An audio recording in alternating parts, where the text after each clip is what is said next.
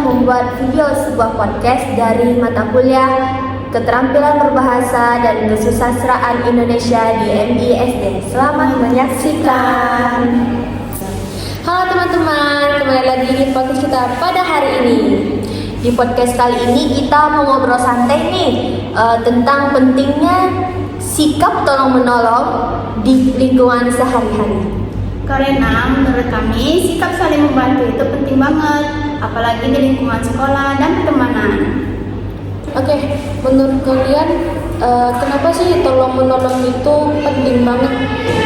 Kalau menurut saya sih karena kita tuh nggak bisa hidup sendiri atau kayak mandiri. Pasti suatu saat tuh butuh bantuan orang lain juga. Ya betul, contohnya kayak di sekolah, misalnya ada teman yang belum paham pelajaran, jadi kita bisa bantu untuk memahami, jelasin sedikit-sedikit. Ya, walaupun itu cuma hal-hal kecil, tetapi termasuk tolong-menolong juga ya.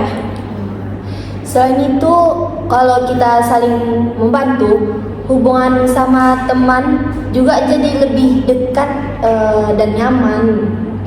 Saya juga pernah dibantu teman waktu lupa bawa alat tulis. Dari situ saya merasa senang karena masih ada teman yang peduli sama saya.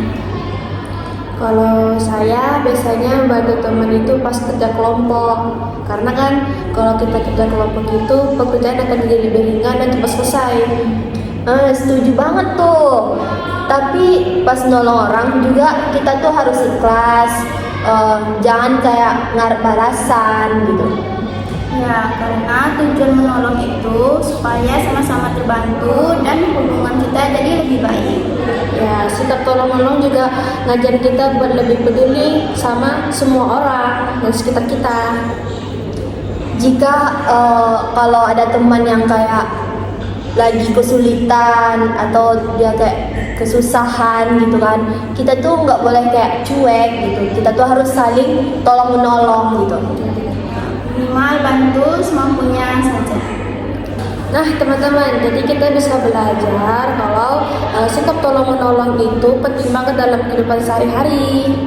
Nah dengan saling membantu, hubungan pertemanan kita pun jadi lebih baik dan suasana juga terasa lebih nyaman, tentram, damai. Semoga kita semua bisa jadi pribadi yang peduli dan suka membantu sesama. Terima kasih udah dengerin podcast kami.